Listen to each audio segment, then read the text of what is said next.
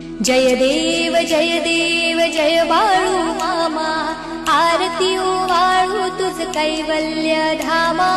जय देव धनगर कुळाचा उद्धार झाला, अवतरले संत अकुळ गावाला।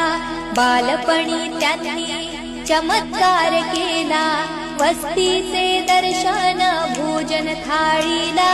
जय देव मेंढ्या राखीती उन्हा तान्हात, मुक्या प्राण्यांवर अपार प्रीत। नीतीने बागावे कमी नाही होत, उन्मत्ताला मामा शासन करीत।